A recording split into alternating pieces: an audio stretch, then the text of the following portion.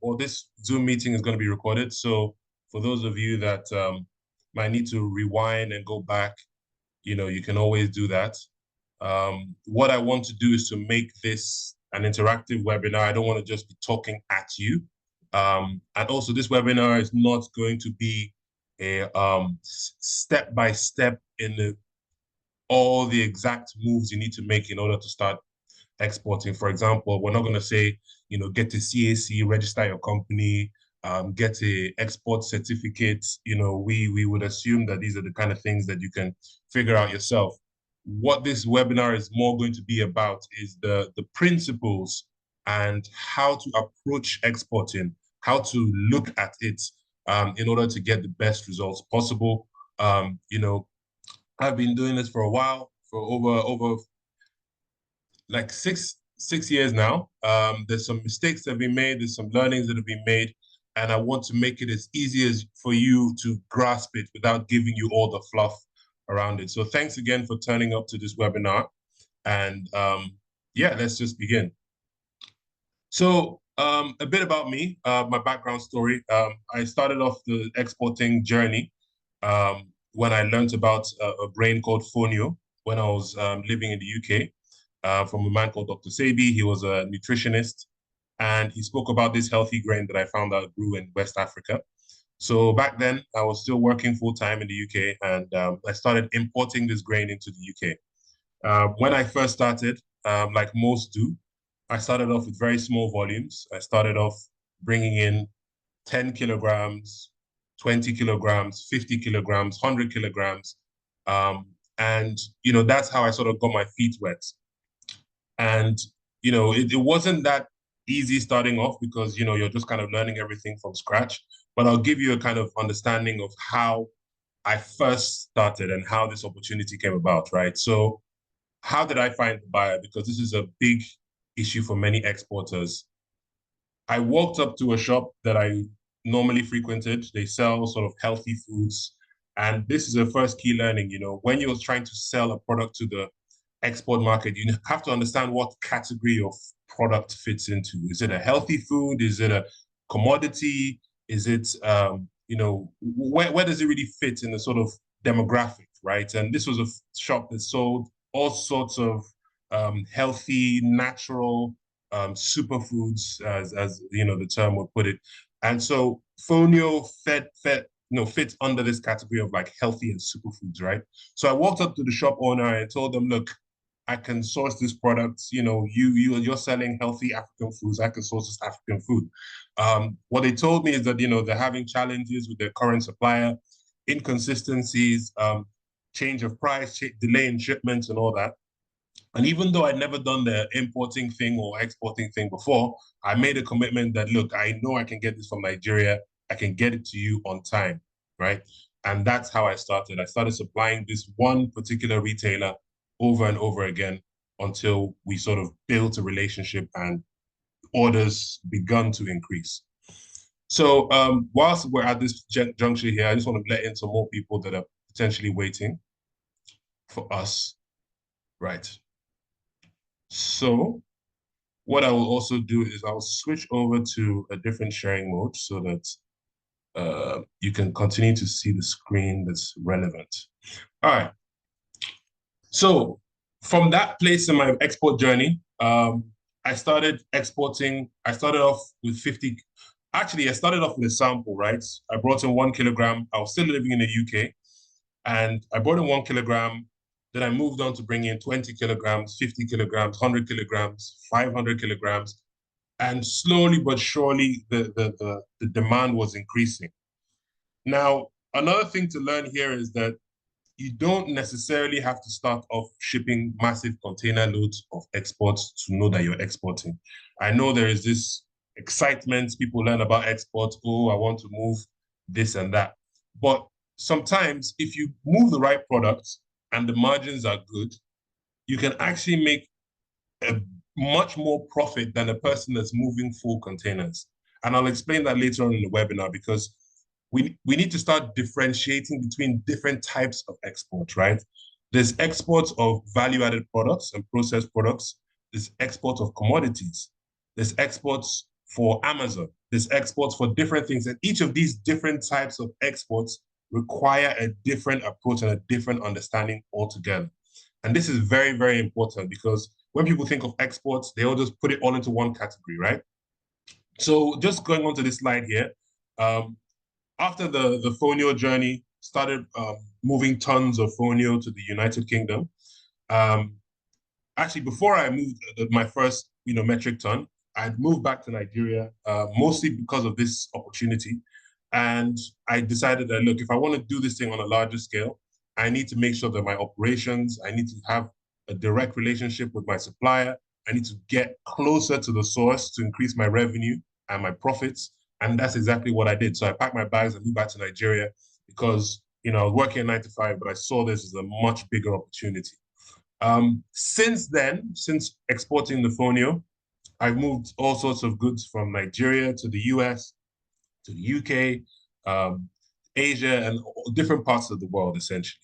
I just wanted to put this as an example. You see on the far right, this is a container load of tapioca starch, which was moved from Nigeria to United States, Philadelphia to be exact. On the bottom left here, this is a shared container of multiple people. We do, our company offers groupage, which I'll talk on later. But, when I first started moving those smaller volumes, when you move between 50 kilograms to like 1 metric ton, if you send it by air, it's very expensive. And then you don't really make any profit, right? So it's very important that people start learning about groupage, sharing containers, because sending stuff by sea, although it takes a lot longer, you then keep a lot more of your profits and you actually can be profitable when you're moving, between 50 to a couple tons of whatever you're sending.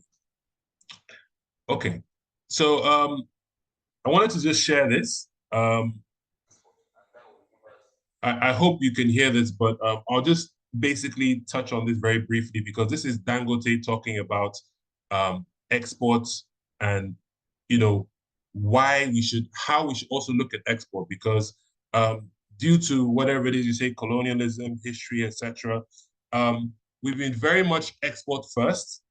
But I know it might be ironic talking about supplying the local market on an export webinar, but we should also start thinking of exporting goods that we have in abundance, we have an oversupply of, and try to export that to the world, as opposed to putting the cart before the horse. I know Nigeria, most of our largest exports are stuff like cocoa beans, sesame seeds, which due to our history, we're exporting more of because of there's a market outside, but we don't consume those things locally.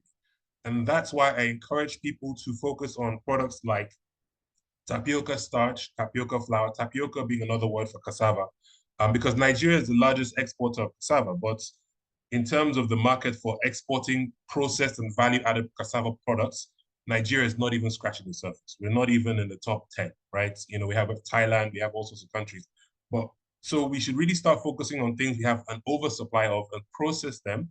And I'm very bullish on this cassava stuff because even when I speak to the different cassava manufacturers in Nigeria, they can't even meet up with the local demand. And when I moved that first container to the United States, the supplier that I used for moving the cassava starch, he stopped selling to me because he said, "Look, Malubi, I'm selling locally. I can, I have, Nestle, I have Bluefield, I have all these noodle producers that need my cassava starch, and you are asking for me for export, but I can't even meet my current customer." So this just goes to show that there's really a demand for this product.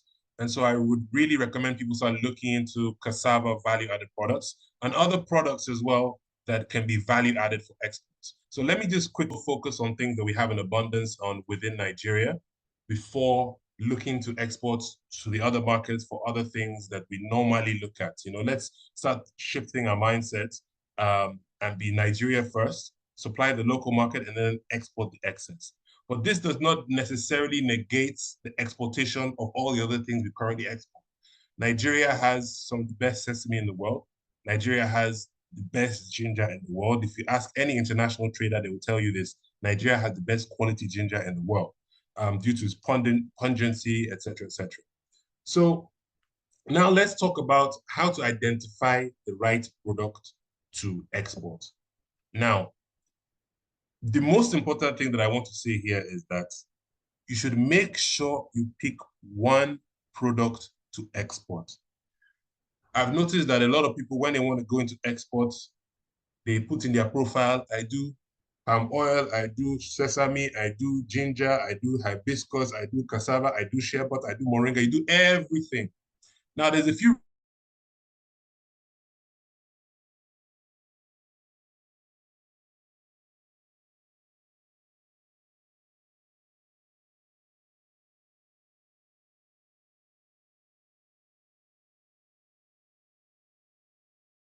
products so they can do that with you. But for the most part, they would take you a lot more seriously if you focus on one, maybe two products that you specialize in. Another reason for this is that if you focus on one product, you can understand everything there is to know about that product. Each product has its own specifications, its own requirements, its own packaging, its own everything. So trying to spread yourself, and I say this because this is something that I did when I first got into the export business. I said I do all these different products. When a buyer asks me for, okay, what about this particular specification? What about this particular certification? I then start going back to the drawing board, calling up suppliers. Oh, do you have this? Do you have that? Do you have this? So it then delays the sale. It makes you look less professional. You look less like you know what you're talking about. So I really encourage people to pick one or two products at the most when they want to start exporting. Now, which one product should you pick? I would say focus on products that Nigeria has a competitive advantage. Like I mentioned earlier, Nigeria has cassava in abundance. We're one of the largest producers, if not the largest, of cassava in the world. Shea butter. If you're in the southwest of Nigeria, shea butter is a very good business to get into. For the most part, there is ingestible shea butter, but for the most part, it's for skincare. And goods that are applied on the body as opposed to taken into the body are a lot safer and easier to export. We have ginger as well. Like I said, Nigeria has some of the best quality ginger in the world. Hibiscus. Now, these are products that Nigeria just produces in large quantities in the north of Nigeria. Sesame as well, middle belt, north of Nigeria, we have in the large quantities. But again, hibiscus we use locally, but sesame is something that we don't necessarily consume as much as we export. Other foods that I really recommend looking into are baobab and moringa. If you don't know what these are, I would suggest you look into them. But these are what are called superfoods in the Western world. Moringa has a lot of health benefits. I would also suggest you look into that. But moringa is great and baobab are great because they command a much higher profit margin than the other commodities that are out there. So you might make the same amount of money that you might make for moving 1 metric ton, which is 1,000 kilograms of moringa, you might make from moving a whole, container of, let's say, shea butter. So really look into these products. They all have their own pros and cons. Baobab powder as well, baobab seeds, moringa seeds. You don't need to move as much quantity to get the same amount of money. So I recommend you look into those products. Again, I would recommend looking into value-added products, cassava starch, again, this cassava flour as well, beneficiated lead. I have a friend, he's in Abuja. He processes lead, zinc. Lead grows a lot in states like Plateau State. We have a lot of lead if you're in the south. We have a lot of lead in Ebonyi State. So what he does is he set up a factory. He got a loan from the Bank of Industries. He processes the lead. Now, this solid mineral sector is very, very, very underrated. And Nigeria has not even scratched the surface of the solid mineral sector. The reason why I say this is because, first of all, the processing of solid minerals is very minimal in this country. Secondly, another benefit of solid minerals is that you don't have the same shelf life issues that you have with food products. The third thing and the most interesting part about solid minerals is what you would call the other products that you can get from beneficiation. Beneficiation is another word for processing. I'll give you this lead example. My colleague that's processing lead in Abuja, just as on the outskirts of Abuja, He took a sample of his processed lead to a lab just outside of Abuja, SGS, and they started finding what are called rare earth minerals in the lead that he is producing. Rare earth minerals are stuff like iridium, palladium. These are sort of metals and minerals that command a very high value on the international market. And what has been happening in Nigeria is that these buyers, whether they be from China, whether they be from any other part of the world, they will buy it from you raw. But they know something that you don't know. They know that within this raw lead, you just think it's lead that's inside. But within the same lead, they process it, and from that lead, they will get silver, they will get iridium. And my friend told me the other day, he said, Malobi, I was moving this container of lead. Let's say I used to get $50,000 to $100,000. But now that I've started processing it, these other side minerals that I didn't even know about are getting me more money that I was getting from the full container of lead. That is to say that, let's say you got $100,000 from a container of lead. From the stuff that he used to just throw away as just excess stuff, he has realized almost double, $200,000 worth of rare earth minerals like iridium, like other metals, rare earth metals that he didn't even know he was getting before. So I really encourage people to look into the solid mineral sector. I believe there is a Nigerian Mining Week in Abuja coming up next week. So I really, really suggest everyone looks into the solid mineral sector, because once you start processing these things, you start figuring out things that are inside of these raw ores that we didn't know about. Finally, I'll say avoid perishable products. A lot of people like to move stuff like fresh yam. I really avoid that if possible. If you can process it into a flour.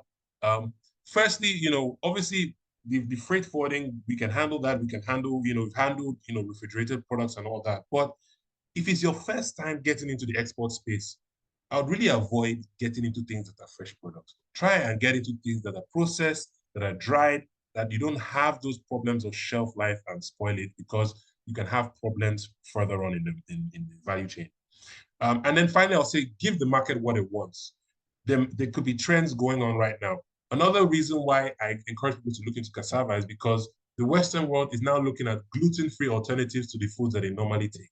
So rather than taking, wheat, which has gluten, there's products like cassava, which can be made into a flour that does not have the gluten, but also has the same properties or similar properties, not exactly the same, but similar properties as wheat.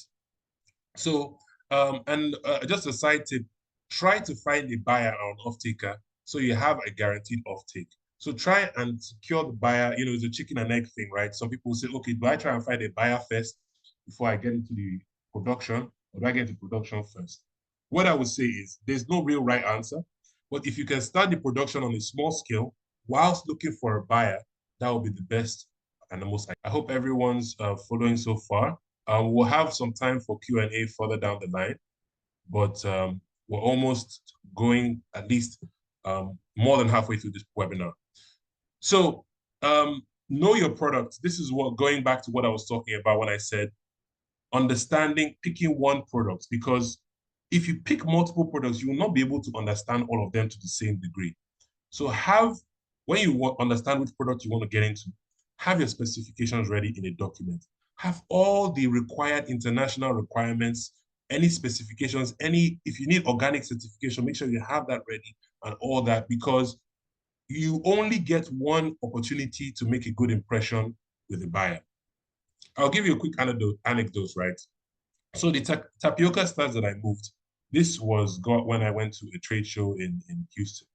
I'm going around, I'm exhibiting there. I had a stall for my freight forwarding business. And these gentlemen approached me. They told me, they're looking to source tapioca starch. And, back then, as we are as Nigerians, we say, yes, I can do it. I can do it. Okay. But through that process, as soon as I convinced them and I showed them that I was a competent and sort of trustworthy individual, I got back to Nigeria. I started doing my groundwork. I went to all the different suppliers. I got the specifications. I did everything that I needed to do. But it kind of, delayed the process because I was not ready before that. But I couldn't do anything about it because I'd never done tapioca starch before.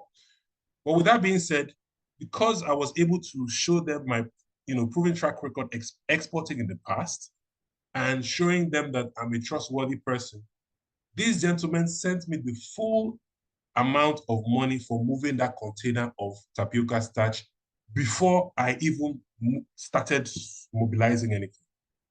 They sent me over $10,000 in cash to my bank account. They didn't even ask, we didn't sign any document. They didn't ask me for anything. They just said, Malobi, just do it.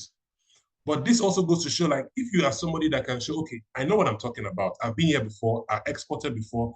These are the documentations, proving some competence and looking someone in the eye and telling them, look, I can do this. They can develop that trust for you and they can release those funds to you to do the business. Now, I'm not saying that everyone can replicate what happened in that particular export deal, but I'm just saying that, like, it's possible. It's possible that you can get a buyer that, you don't have to use your own money. You don't even have to approach a bank that will be giving you 30, 40% interest rate. You can build a relationship with somebody where they can give you the cash upfront for you to source the goods and export it for them, door to door.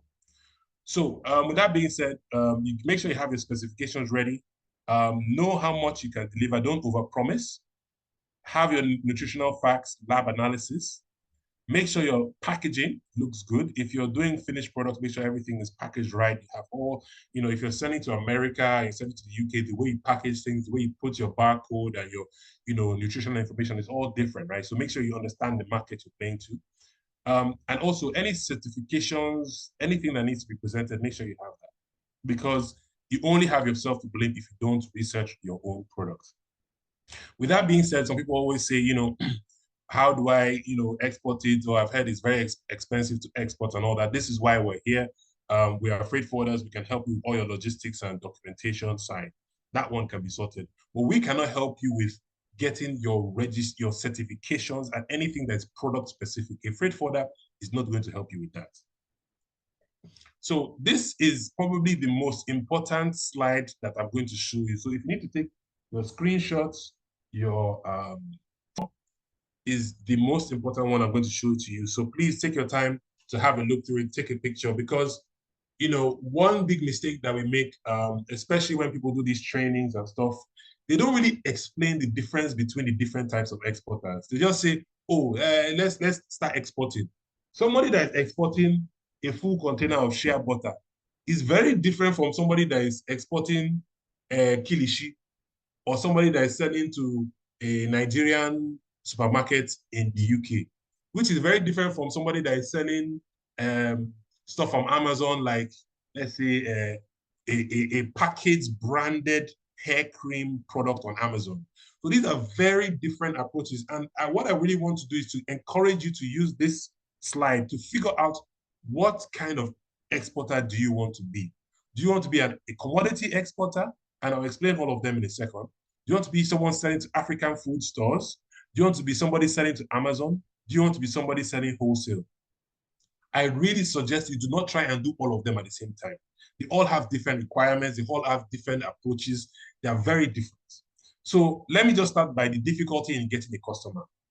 When it comes to getting commodity customers, let's say you want to see the commodities are basically just raw materials, for lack of a better word, right? You just send unprocessed, unfinished products.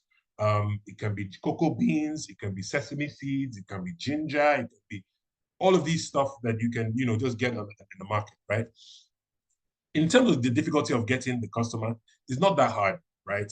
These are the sort of customers that you can get from trade houses. There's a new entity called NextHub, NEXHUB. They're basically a trade house, a Nigerian trade house for China, right? And what they do is they go to China, they set up a warehouse or a collection or aggregation point, and they liaise with the Chinese and say, look, we can get people to bring in stuff from Nigeria. So they're kind of that in between, and they can basically guarantee you a market in China. Now, yes, the difficulty in getting the customer might not be as hard, and the difficulty in keeping that customer might not be as hard, because once you start moving containers of sesame seeds, for example, to China, there's nothing is really going to change unless you mess up a shipment, right? The investment involved might be a lot because you're moving a full container, right? You have to buy let's say 15,000 kilograms of sesame seed to fill up that container, which is not a small amount of money. So you might need an investor, you might need to get a loan, whatever. The profit margins might not be as much because, again, it's a commodity. You're not adding value to it, right? It's more of a volume thing. You want to be moving 3 containers a month, 5 containers a month, 10 containers a month.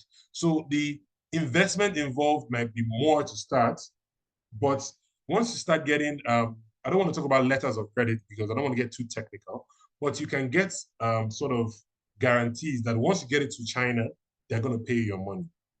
But the margins are not as much as if you're processing and creating a branded product. So your margins, some people have heard people getting as low as 10% margin, right? But if you're somebody that says, look, I don't need to be making 30%, right? I have a lot of cash at hand. As long as I can be moving my containers to China, I know that I make 10% each container, and 10% of 100 million naira is still 10% of 100 million naira, right? So you can get between 10% on a good day, on a very good day, you can get 30%, but that's on the higher end of commodity, right? So like I said, where to find the buyers, you have trade shows, the most effective way to get a buyer in this export business, which I'll emphasize later on in this presentation, is to attend trade shows. Because when you're dealing with exports, especially commodity, you're dealing with container loads, some people might, trust you from an online transaction and talking on the phone and emails and all that, yes. But to increase your potential of sealing that deal by almost 50 to 100% is by attending in-person trade shows, whether they be in Nigeria or whether they be abroad. Most effective is to attend abroad. And, a lot of people, when I say this part, people get angry with me because they say, Malobi, Nigeria is tough. There's not a lot of money. How can I be flying and be doing exhibition and all that? I understand. It's not cheap. This is why I'm saying that there are different types of exporters. If you're doing the commodity one, it is recommended that you have a bit of cash to start, right? It's not for everybody. Now, moving on to somebody that wants to sell to African food stores. At the beginning of the presentation, I spoke about how I started exporting fonio grain to the United Kingdom, right? So this was an African food store that was selling natural goods. So the difficulty in getting customers is still not as hard, right? Because you have that cultural understanding. They're African, you're African. He's a Nigerian, you're Nigerian. You can understand, you can relate to each other. You can say, if you tell him you want to send Gary, he's not a white person that doesn't understand what is Gary, right? So you can have that understanding between each other. And also a lot of Nigerians, at least most Nigerians, know at least somebody that lives abroad, or they know somebody that knows somebody that lives abroad, right? So you can leverage on your relationships of your diaspora cousins, friends, aunties, and uncles to open up those doors for you. And this is something that I think that Nigerians really don't do enough of. Partnering with other Nigerians in the diaspora to knock on those doors, build that partnership, register a company together, a partner. They can be your, opening up the doors for you, and you can handle the on-the-ground work. Difficulty on keeping the customer is actually a lot more difficult compared to the commodity, right? Because there are many other people competing for you. You, Nkechi, is exporting palm oil. Another man is saying, I can export the same palm oil. Why, the African food store person is spoiled for choice because there's so many different people, offering the same product, and now it becomes a race to the bottom. Who can give me for the cheapest and blah, blah, blah. Sometimes they don't really value the quality as much sometimes. So the difficulty in keeping the customer might not be as easy, but opening up those doors is not too hard. The investment involved is also not that much because you can start off with small volumes, right? With our company, we, like I said earlier, we offer groupage, so you can share a container with people. If you have just, 5 cartons of palm oil, you can move that, right? Whereas with commodity, you can't do that. You have to put a full container for it to be profitable for you. The profit margins are a little bit better than the commodity, right? Because a lot of the time, maybe you might have your own branded palm oil, right? You're processing the goods, you're making finished products. Some people will sell plantain flour, all those kind of things, right? So the margins maybe might get 30% on average. Where you can find these buyers is, like I said earlier, through friends, family abroad, and there's people that are creating new platforms every day for this. So the commodity is different from the African food store, which is different from the Amazon seller. So for the Amazon seller, right, this is again completely different. All of these are different, completely different. The types of products you sell, from packaging to the branding to the volumes you're selling, is completely different. Which I think is a shame that people don't really explain this to new exporters.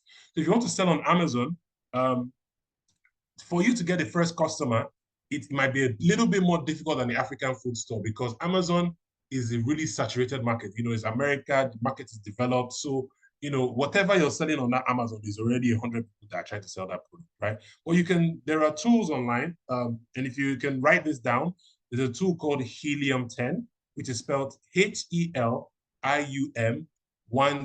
Helium 10, which is a tool for analyzing products on Amazon. So you can go to Amazon, download Helium 10 as an extension to your web browser. And for the free, there's a free package and there's a paid package. With the free package, it can tell you how much that product on Amazon is making every single month. I'll tell you for free.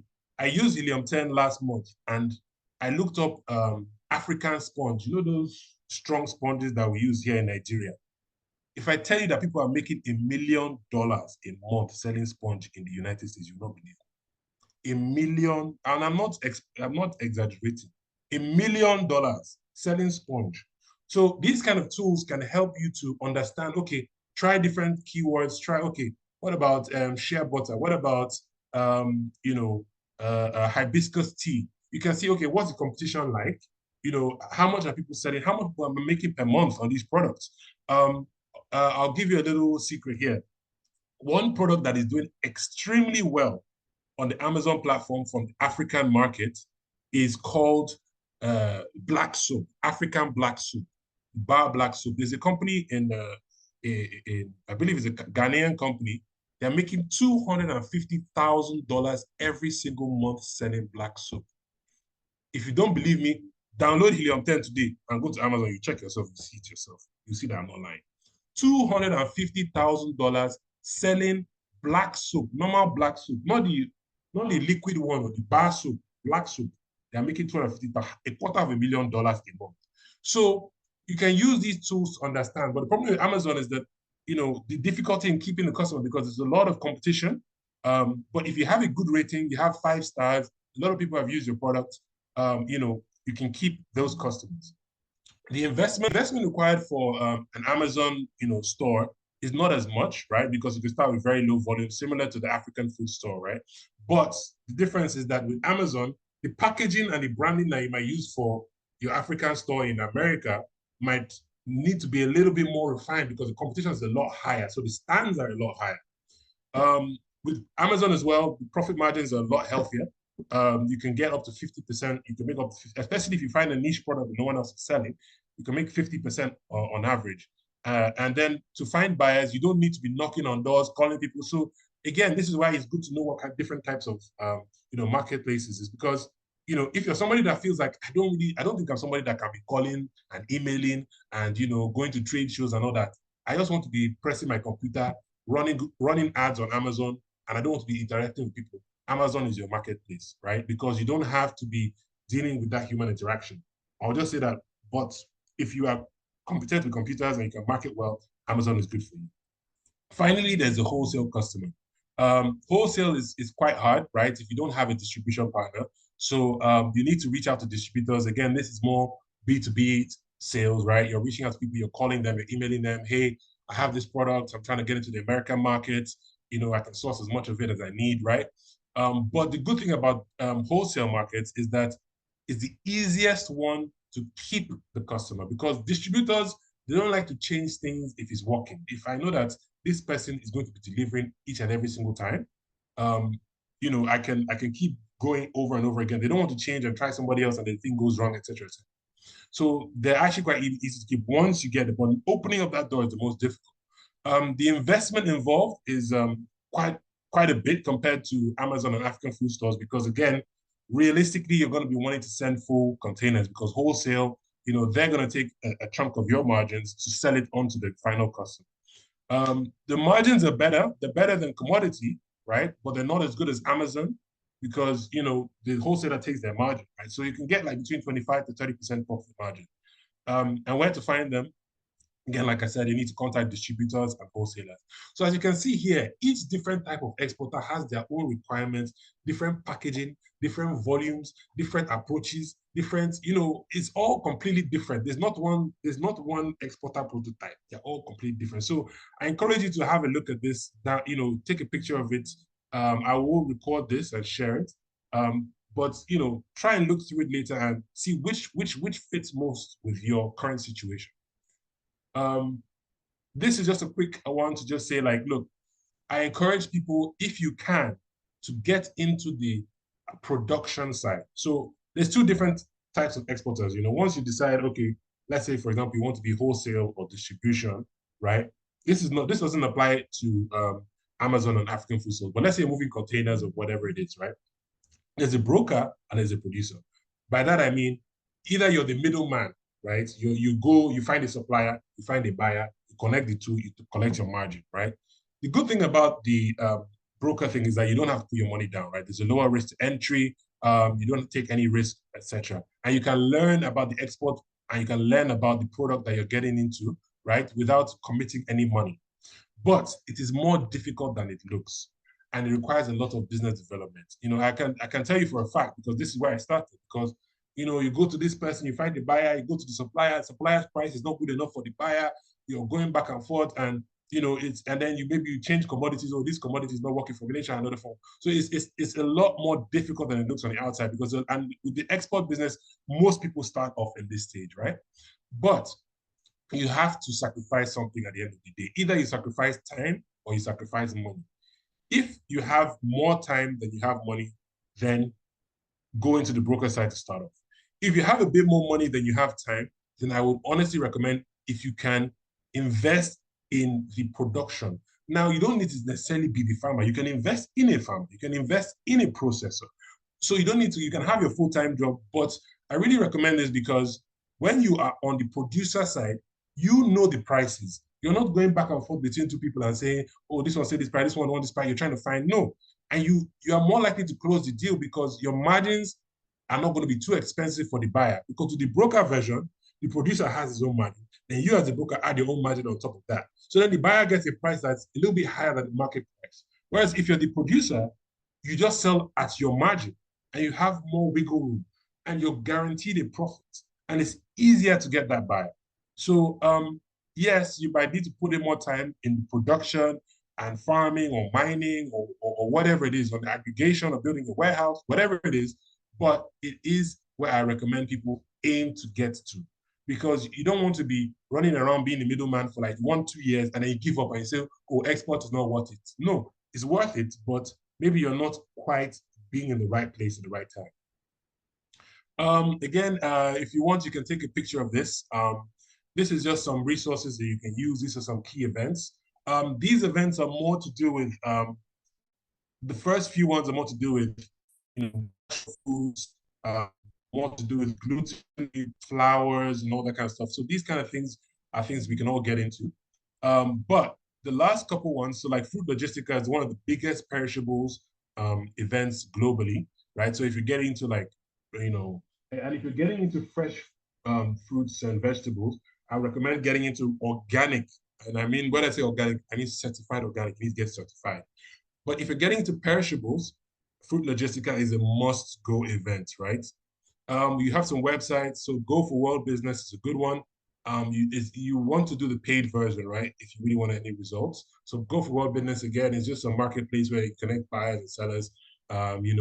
It's more for B2B sales, right? I mentioned Amazon, Alibaba as well. If you can pay for their annual subscription, TradeKey is not as good.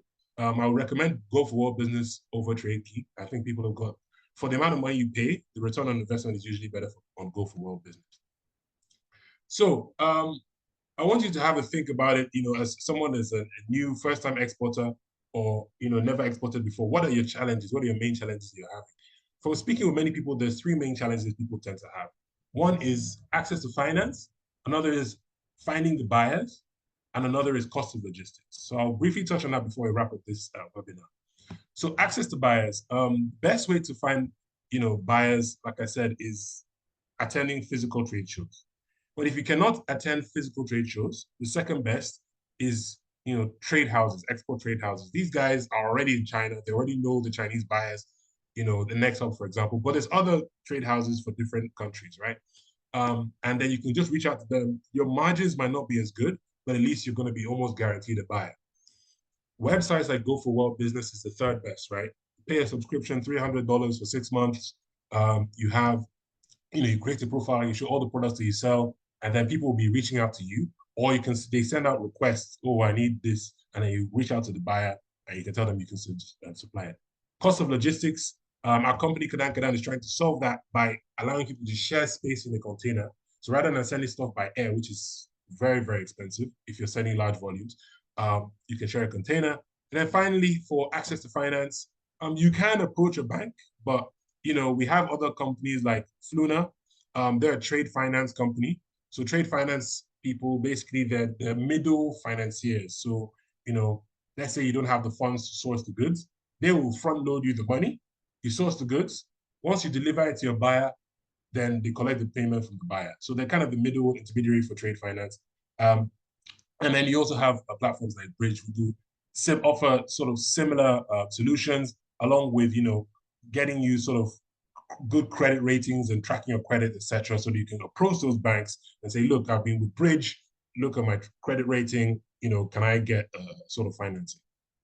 So just again on Kadan, sending stuff by air can be about $3 per kilogram, but sending it as a shared container, you can be paying as low as 50 cents per kilogram. So you can imagine you're selling something for $2-3 per kilogram, and then to send it to the UK, you're paying almost £2 already for the air freight. Then you now have to pay £1.50 per kilogram for clearing it over there. So we're really trying to solve that problem by reducing that cost of logistics, handling all your logistics documentation, and making it as cheap for you as possible. So with that being said, we're going to wrap up the presentation here, but I'll just summarize the key takeaways. Focus on what's in demand, right? Look at what's going on in the market. Focus on one product. In-person networking, attending physical trade shows is the best way to get B2B buyers of large-scale contracts. Be patient with yourself. Don't wait for perfection. You can start off small, start off with 10 kilograms, 50 kilograms, 5 kilograms, doesn't matter how small. And value addition is preferred. If you can get into processing and you can invest in that, that is where the money really is, because not only the side products you're going to be creating, but also the margins you're going to be keeping to yourself are a lot higher. And also there might be a local demand for it. So if your buyer in the UK or US or China, whatever, is messing you up around, you can sell it locally. So very soon, we're going to launch a course, which is going to be more like step by step. This webinar has more been like wrapping your head around the principles and giving you little insights. But we really want to create a course where it's like, look, from A to Z, every single step that you need to get. So please reach out to us. I'll share our email here. If you're interested in that course, we can put you on the waiting list. But that one will be more like, registering CAC, NEPC, really hand-holding you through the process. So with that being said, that's the end of the webinar. Thank you so much for listening. We're going to open it up to questions, but I'm going to leave this on for a second just so you can, take our information down. But yeah, thank you so much, everyone, for being patient and listening to the entire presentation. Please, if you have any questions, please let me know, and we'll now be able to answer them. You can put them in the chat, you can raise your hand, you can unmute yourselves. But if you don't have any questions, that means I've done an amazing job and nobody is confused. So please let me know if you have any questions. Sorry to those that were in the waiting room. We already started and I was in the middle of the presentation. So again, thank you so much for listening. Please unmute your mic. I see.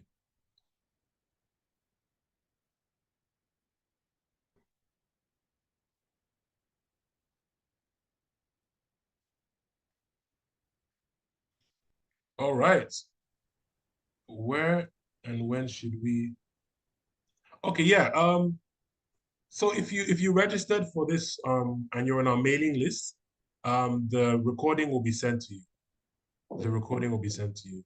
So we'll post that onto our YouTube, and then also we'll send the recordings to everyone. So hopefully by early next week, by Monday, you should be receiving that in an email.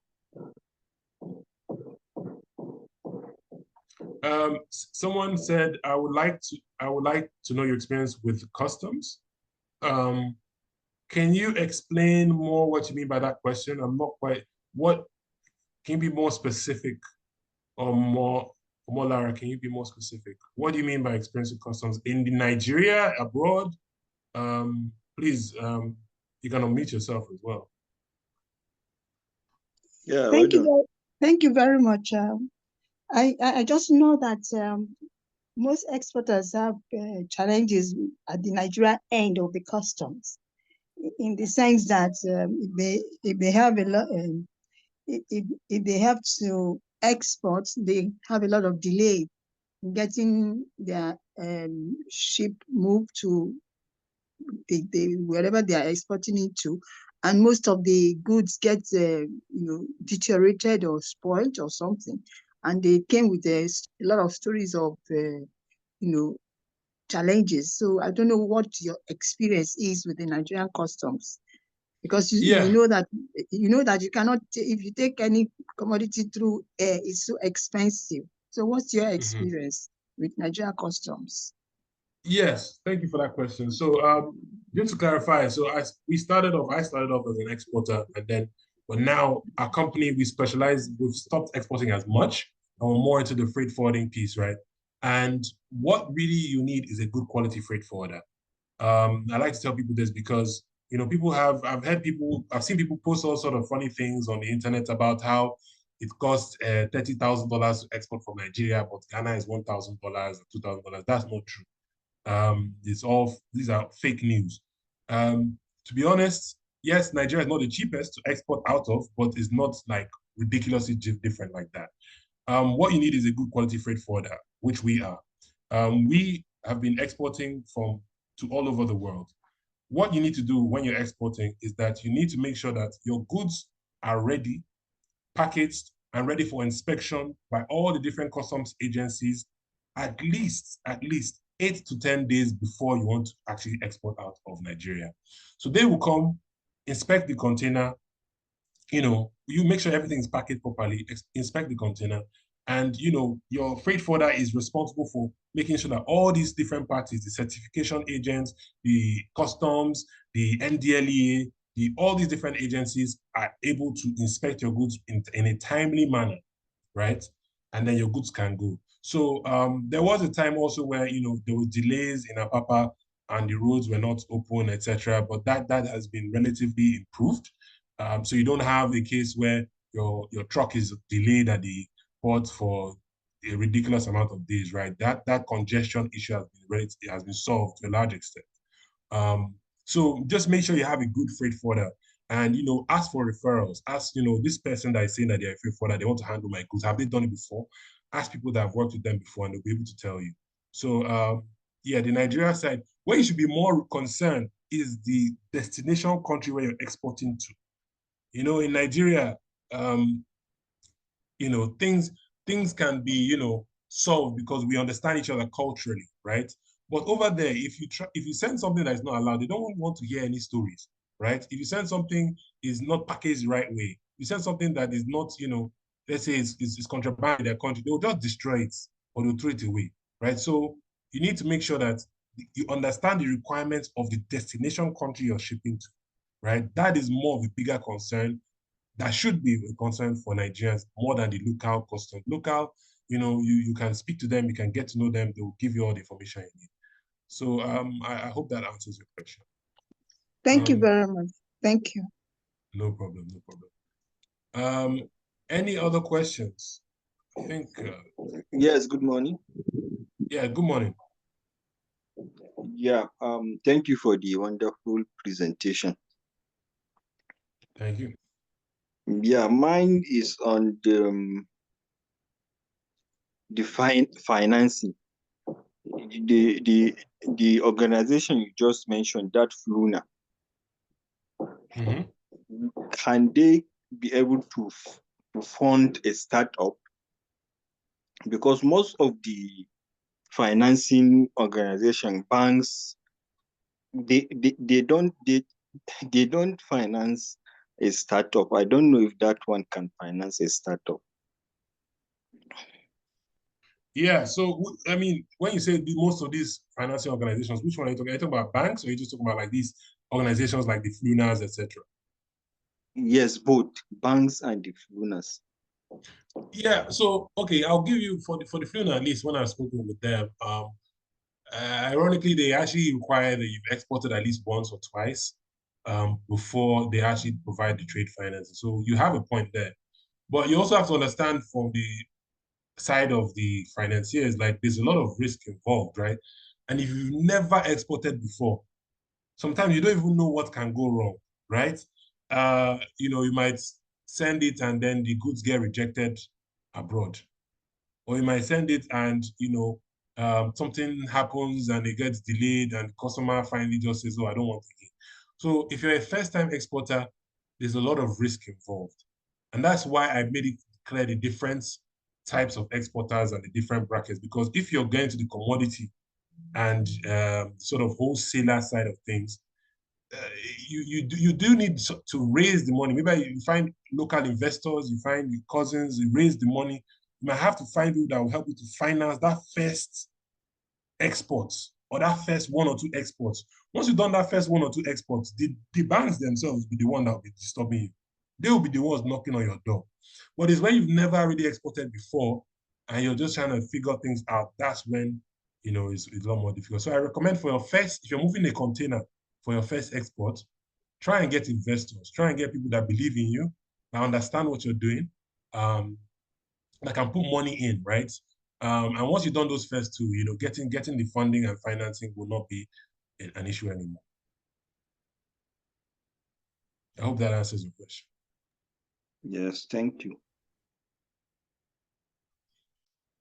I understand some people turned up quite late, but if you have any questions in general, maybe you missed the presentation, but you just want to, have any other questions, just let me know, and I'll answer them. You can leave them in the chat as well. I'll give it a few more seconds. If you have any questions, unmute yourself, or if you can drop in the chat. If not, we'll be closing and rounding this off. I think this was a good one. We kept it to just under an hour. So again, the recording will be shared. But with that being said, if there are no more questions. Hello, sir. Okay, yeah.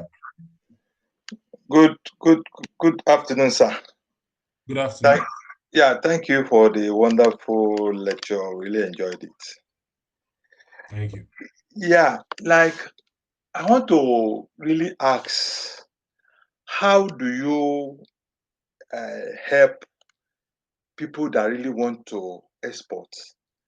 Like somebody asks, the greatest problem an exporter we have from Nigerian side is the Nigerian Customs Service. I remember the time we wanted to export ginger. Because of the problem we had with the custom in Kaduna, we decided that, okay, we should export through Apapa.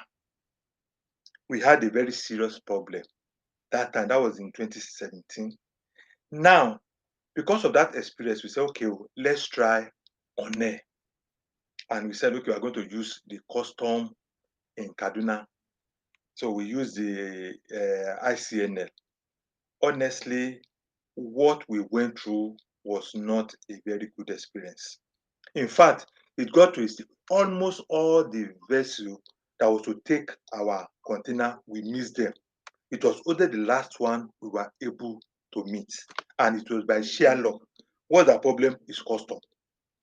Before you get somebody to check your container, to seal it, we have to get an escort that will they do your export to One, you need to have the process in One. Honestly, it was really, really discouraging. So I don't really know how is your company coming in to solve this problem for any intending exporter. Yeah, so please do reach out to us because we don't have these problems. So we even have a service where we can bring the customs to you, bring customs to your facility, your compound, bring the inspection agents. As long as you're within the Lagos Ogun State axis, we can actually come to you, do the inspection at your facility in a convenient manner that works for you. So, I'm very sorry to hear what has happened to you. I hope it has not completely discouraged you from exporting. But, sometimes you just, even when I first started exporting, I tried a couple different agents before I found an actual good agent. Because even though some people that will tell you that they're agents and they're not really agents, maybe they're just looking for a way to make money and just claiming that they know what they're doing. But you really need to find people that know what they're doing and ask for referrals. Has this person exported before? This person is saying that they can clear my goods. You understand? And so yeah, please reach out to us. I put an email in chat. Um, and also you probably were emailed by us before this webinar, or you saw me post on a group somewhere. So reach out. We're happy to help you because we don't have those problems. We have a very tight and efficient system for moving goods out of Nigeria.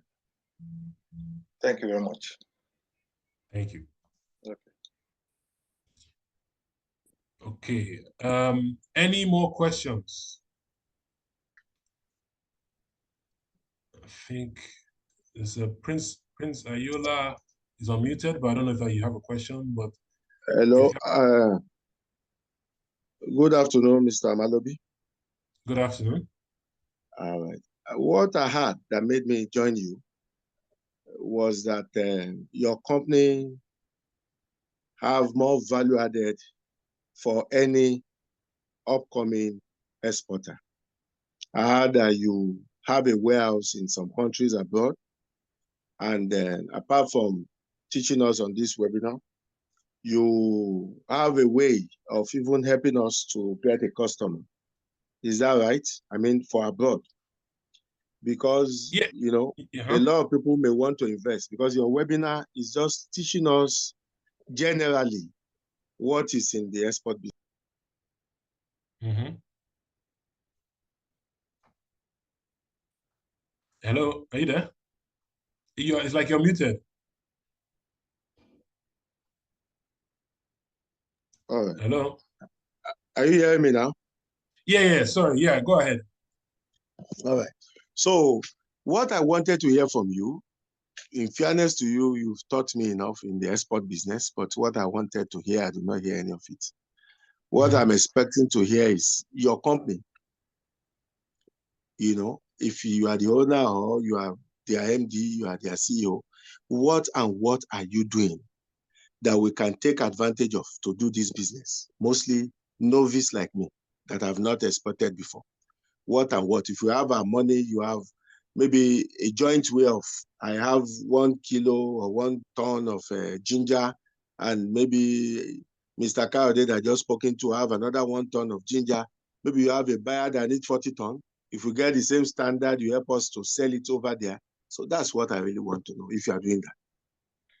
Yeah, thanks for the question. So as a company, we don't find buyers for people, right? We sometimes, right, we export ourselves, maybe as a consequence of attending trade shows internationally. We might have somebody that wants us to source something from Nigeria, right? And we can do that, right?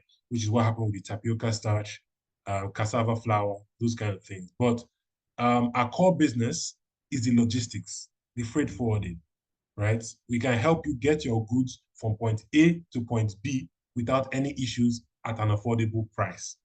That is our mandate, so to speak. We don't help you to find buyers or connect you to buyers. That's not something we offer, at least for now. Maybe in the future, if we build a system that works, we can do that. But for now, that's not what we offer. We just offer that logistics service. So if you're somebody that wants to send something by air or by sea, from Nigeria or coming into Nigeria or internationally, we can help you with that. I hope that answers your question.